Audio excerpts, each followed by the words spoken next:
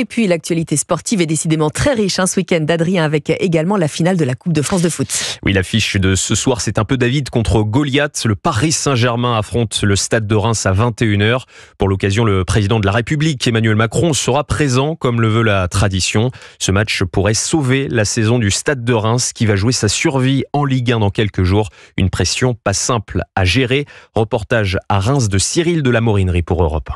Sur la façade de l'hôtel de ville, une banderole a été accrochée avec cette inscription « Allez le Stade de Reims ». Car les Rémois attendaient ce moment depuis 1977 et une finale de Coupe de France perdue face à Saint-Etienne.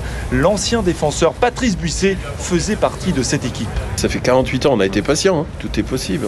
On n'a pas perdu contre le PSG cette année. Match nul à Paris, match nul à Reims. Il ne faut pas y aller non plus en disant on va en prendre 6 ou 7 comme beaucoup le disent en ce moment. Mais dans son bureau, surplombant les terrains d'entraînement, Jean-Pierre Caillot n'arrive pas à se réjouir car son club, qu'il préside depuis 23 ans, n'est pas encore assuré de rester en Ligue 1. Quelques jours après la finale de Coupe de France, les Rémois joueront un match de barrage décisif face à Metz. Jean-Pierre Caillot vit cette situation. Évidemment très mal. J'ai souhaité être président du Stade de Reims pour le ramener en Ligue 1, mais surtout pour un jour faire une finale, pour qu'on vive une grande fête, qui est aujourd'hui partiellement quand même un peu gâchée. Mais les 25 000 Rémois qui se retrouveront ce soir au Stade de France ont bien l'intention de faire la fête et espèrent un miracle face au PSG.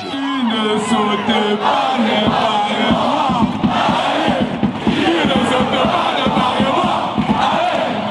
Cyril de la Morinerie pour Europe 1.